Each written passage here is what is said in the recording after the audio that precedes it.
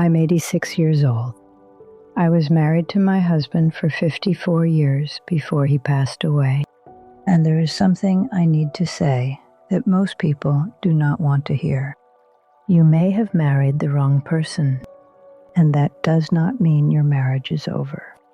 Let me explain before you leave, because what I'm about to tell you is the reason we stayed together for 54 years. And it is the complete opposite of what most people are told about love, marriage, and finding a soulmate. When I was 24, I married Thomas. He was handsome, gentle, hardworking, and he always knew how to make me laugh. All my friends told me I was lucky. My mother cried happy tears at the wedding. I believed I had found the one, the person I was supposed to spend my life with. But by year 3, I was not so sure anymore.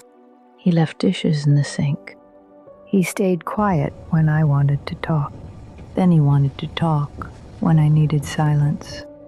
He spent money in ways I did not understand.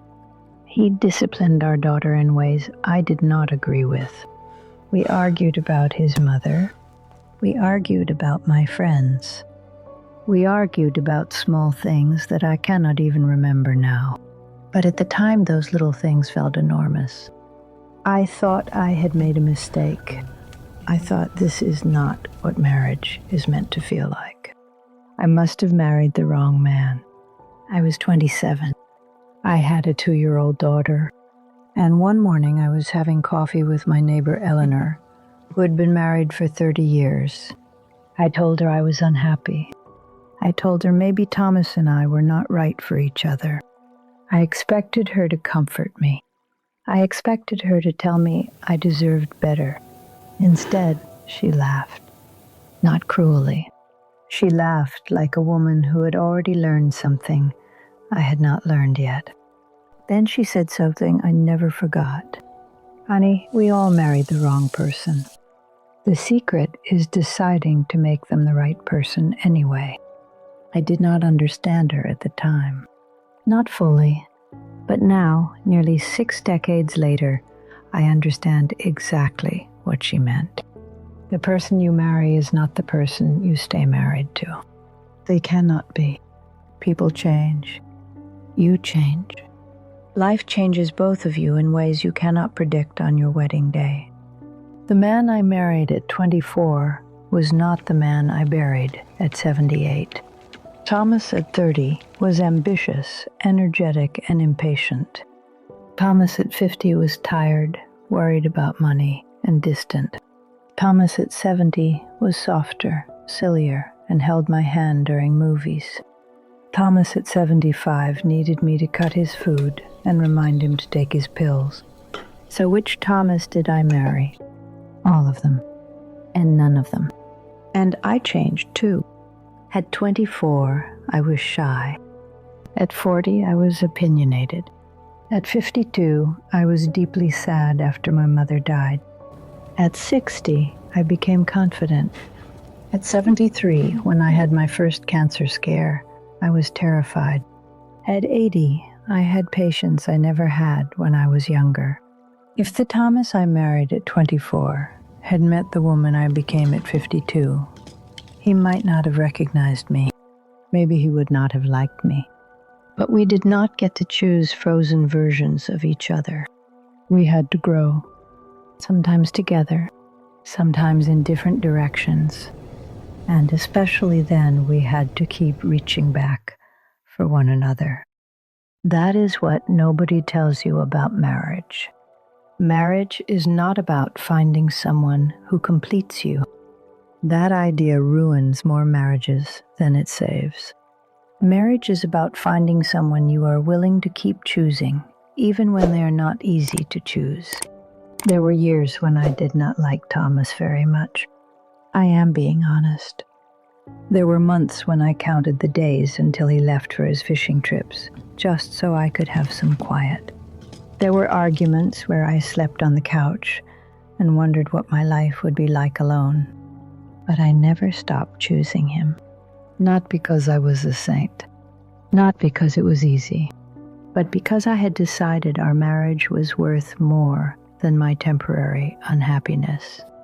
And over time, something happened. The things that irritated me at 30 became tender to me at 60. His quietness, which I once believed meant he did not care, was simply the way he processed things. He was not ignoring me. He was thinking. Once I understood that, everything changed. The way he spent money, which drove me crazy for years, came from growing up poor. He was not being careless. He was trying to prove to himself that he had made it. When I finally saw that, I stopped fighting him and started understanding him. Marriage is not 50-50. That is another lie. Some years it is 80-20. Some years it is 10-90. There was a year after my surgery when Thomas did everything. He cooked. He cleaned.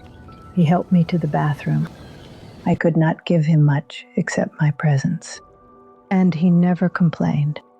Then there were years when I carried us, when he lost his job at 54 and fell into a dark place, when his brother died and he could barely get out of bed. I held us together because that is what you do. You do not keep score. The moment you start keeping score, the love is already in trouble. I look at young couples now, and they expect too much from one person.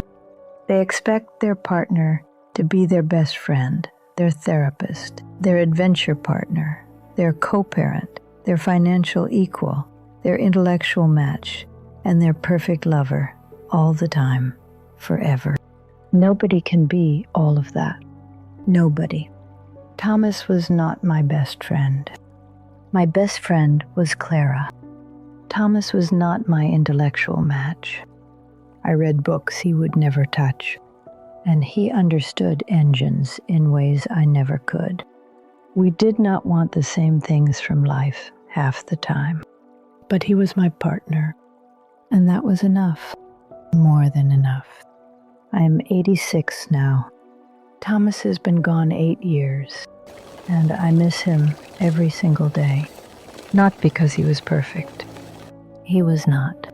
I miss him because he was mine, and I was his.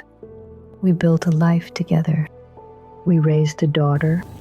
We survived job losses, sickness, fear, grief, and the deaths of people we loved.